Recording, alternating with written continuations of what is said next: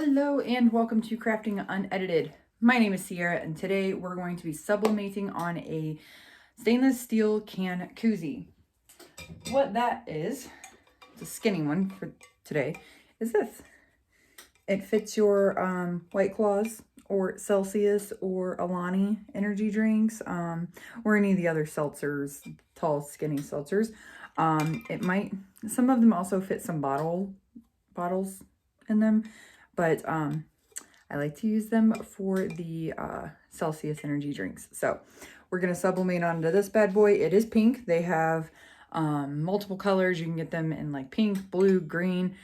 Heat Transfer Warehouse sells them. I know that. And right now they have a good deal on a bundle of them. I think it's a case of 50 for like $6 each, which equals out to be like 3 something. I don't know. I don't know math. I'm terrible at it. But they have pink, they have blue, and like a really pretty green. So if you're looking for some of these, get on over to Heat Transfer Warehouse today and get you some before they run out and sell out. They also have white, but colored is more fun because then you don't have to paint it and all of that good stuff. So a couple of things. The first thing you want to remember is to remove this black piece. It is plastic and it will melt in the press. Remove the top black piece. I'll repeat it again when we go to press, but make sure this is off. You want to make sure that your surface is free of any debris or oils or fingerprints or anything like that. I usually have a bottle of rubbing alcohol or alcohol wipes down here, but I don't today for some reason. So I'm just going to do my best and use my shirt because why not? So a couple of things that you're going to need. Obviously, a blank. Same method can be used for regular tumblers or coffee mugs, but this one, it's a little bit different. And the press that I use, it's an 8-in-1 Zenny. It's from Amazon.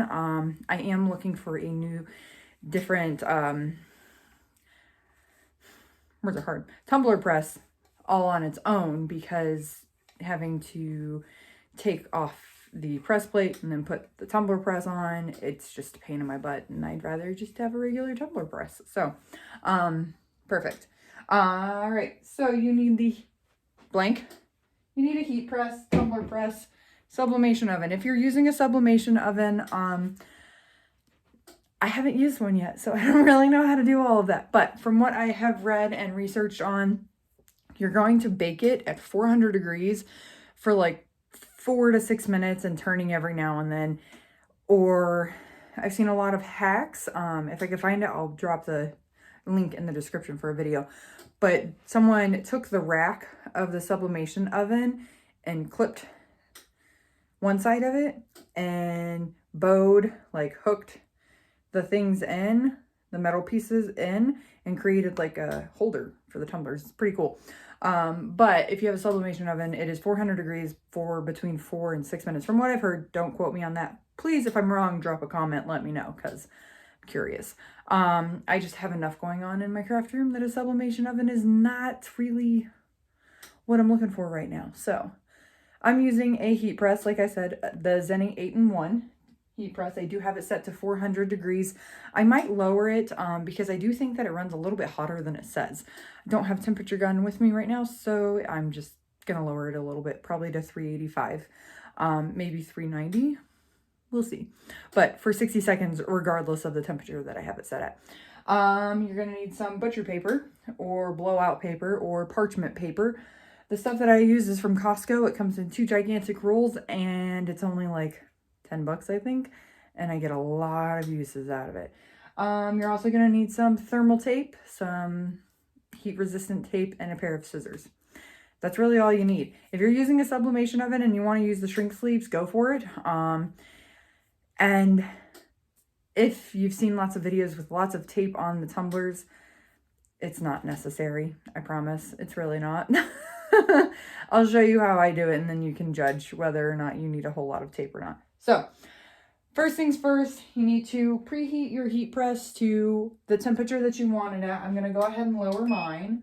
I'm going to put it to, I'll try 390. That's 10 degrees. I did 390. That's 10 degrees less than what it was at. And then for 60 seconds. The way that this is set up makes it really weird, but it's a good press nonetheless. I really like it. And then you're going to, I'm so like right now, still COVID brain like lingers for a little while, I guess. All right, so I'm gonna bring the camera over and show you how I tape. 1 second. Alrighty, there you go. Now you can see what I'm doing here. So again, black piece is off and set way over to the side. You want to make sure that you have your image and it is mirrored. And what I do, I kind of fudged up over here, but nonetheless, I'm just going to go with it, is I get as close to or even overlap the edge here where there is absolutely no white whatsoever. And that's because this is where I'm going to create my seam. This is where I'm going to start my taping or my wrapping. And then I do the same for the bottom, but I kind of, like I said, my paper cutter caught this part and kind of like did some weird stuff to it, but it's fine. So basically I take this and I start here, but then I stand it so that my paper is hitting the bottom. The other thing that you really want to make sure and pay attention to is that your fingers don't have a lot of oil or grease or anything on them, no lotion, things like that. So make sure you're washing your hands. You should be washing them anyway. It's COVID times, y'all. Anyways, so moving on. So I hold it here and then I push as firmly as I can all the way around while it's sitting on the table. This way it creates a very straight line, a very straight image all the way across my cup. You can also pick it up and do it, but then make sure you push it down onto a flat surface. That way the bottom of your cup aligns with the bottom of your image perfectly. See? Same all the way around. Perfect. And then I have my overlapping seam here, which is what you want to do unless you're doing like a, I don't know, worded wrap or something. But I've always just kept it perfect, like as close as I can to overlap. And you could still see I'm going to have a little bit of a blank space. My page was just a little bit on the short side. That's okay. What I could do is at the end, if I wanted, I could cut off the top here and bring a piece all the way down, but I'm not overly concerned with that. It'll be all right. That's the beauty of having a colored product as well, is you can hide your flaws a little bit better. Also, I should have done this first. You should probably take a couple pieces of tape and have them ready and cut so that you're not like me and having to do it one-handed. All right, so what I do is I take one piece of tape and I just tape it across my cup here or tumbler. Grab. Get it really, really, really, really tight. Ow! Don't tape your hair to it. Get it as tight as you can so that if you like smooth your fingers over it, it's not moving at all. Alrighty, and I can already see where my darn paper screwed up on me. So what I'm going to do is I have all this overhang at the top. I'm just going to scoot it up just a smidge and it'll be a-okay. Perfect. Now that part is null and void. It won't even touch. I do not tape the bottom. I don't tape the bottom, with the exception of taping this seam. I don't tape the bottom. It's not necessary, guys. You can also, instead of like having to hold it, you could put a piece of tape here and a piece of tape here, and then wrap the image around it and then tape the seam. I do it both ways. I alternate, whatever's easier for you. And then I use something to stop it from rolling all over my table. And then I take another piece of tape and I tape the seam. Trying not to cover what I'm doing here, but also get it on spot. So I like to do a little bit over on each end and just press it down, but don't tape it completely yet. The reason for that is you want to make sure, don't just assume that this is straight. Sometimes when you tape it down, it will overlap in the wrong direction. We don't want that. And it'll wrap unevenly. So what I do is I do the bottom first.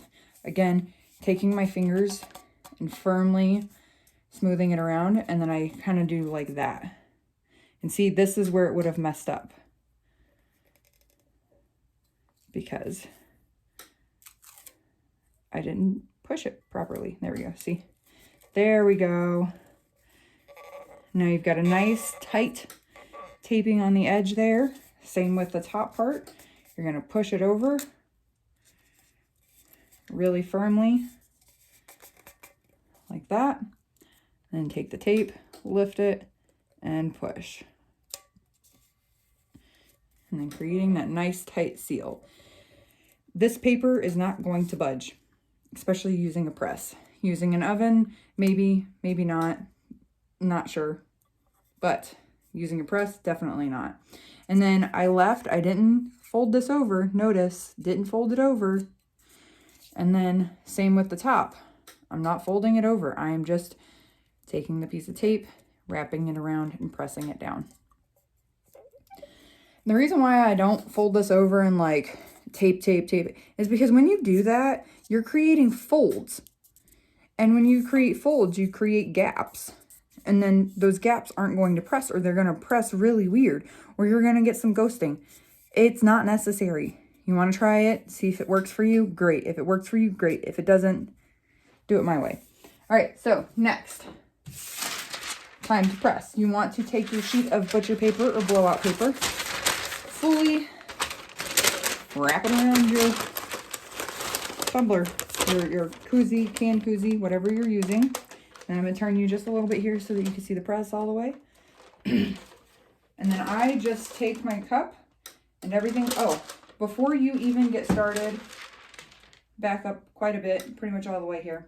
Before you even turn your press on, you want to put your blank into the press and tighten it or loosen it to make sure that it's going to completely close without having any resistance on that product. You want to do it while it's not hot, because if you do it while it's hot, you're going to have some uneven pressing on your mug or tumbler or whatever you're pressing. So I've already done that. And I'm just going to pick it up, slide it right into there. I try to make sure that the seam of my cup is also aligned with the seam of my press. And because my press is not a 20-ounce tumbler press, I have to do this in two parts. So I do the first part, close it up, set the timer, but then I take a pen and I mark where the heat platen stopped on the butcher paper on both sides. Now pens are tricky because sometimes it works, sometimes it doesn't, and my platen is super uneven apparently. So that's why I do it on both sides. Just be very careful, try not to burn yourself. There we go.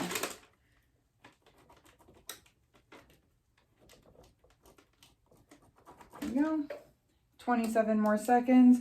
And then when I'm done, I'll just turn it around and only press the top part of that where it didn't press before.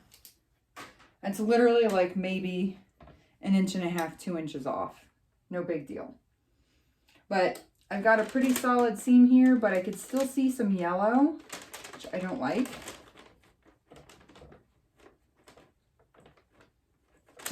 It must have opened up a little bit. So what I'll do is not turn it off. I meant to turn the timer off. Is open it up. Steamy. Turn it just a smidge. Close it for a couple of seconds just to get that seam wherever I was a good little bit of pressure. Just a few seconds and then pull it out. And then we are going to pull the whole thing out here. Turn it around. Get the other side in. I have way too much butcher paper here, but that's okay. And now this side's even here. That side's kind of even. We're going to have a little bit of overlapping, but that's okay. You just got to be careful with the overlapping because sometimes it will cause it to burn. And we don't want that. All right, going back to 60 seconds. And I have some regular mittens because I didn't grab an oven glove to touch this when I'm done. You can use a pot holder or whatever you prefer, but I'm using some mittens. That way I don't burn my hands because I've done that before and it ain't fun by any means. So again, because this is not pressed all the way, you can use gloves and give it a little extra bump of pressure to close it up. If you have a regular tumbler press, you probably don't have this issue, but you can also turn it while it's in there using gloves because that is already really hot through the gloves. So we've got about 16 more seconds and then we'll be able to view our awesome little thing here. Our canned koozie. I keep forgetting what it's called. Alrighty, almost done. And then you want to make sure that you have like a flat surface or something to put this on when it's done that is not going to melt. Like if I was to take this out and put it on that plastic table, it would melt the table. We don't want to do that. So I'm going to slide it out here and then put it right on top of my press button thing. I move this over and then I'm going to point you back towards me so that you can see me again. Hello. Nice to see you again. Alrighty, so we've got our finished tumbler. You ready for the results? It's still steaming. Again, don't recommend touching it without gloves or something. Sometimes you can't get a good grip on the tape, especially using gloves. So, I use my weeding tool. Just get right under there. Pops right off. But you gotta catch it.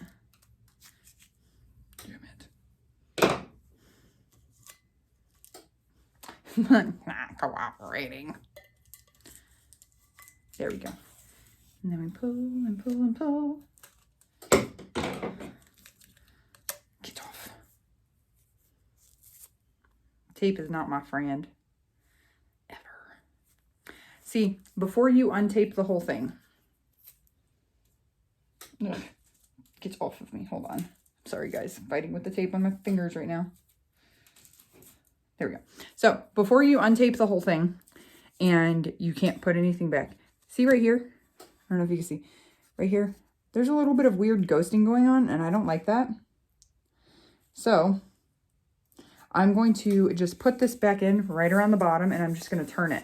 Kind of tilt you just a little bit so you can see what I'm doing. Here. So basically I'm just going to take this blowout paper, literally only across the bottom,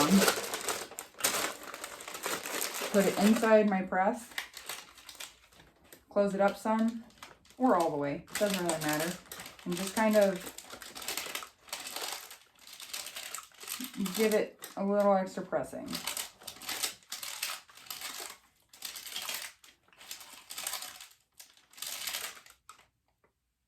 I think that was where the seam of my press didn't close all of the way. Therefore, it didn't create a nice edge that I want.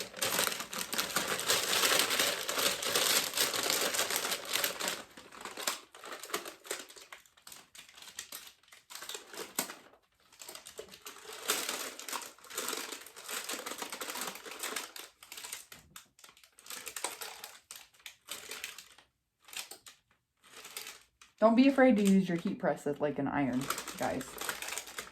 It works, trust me. There we go.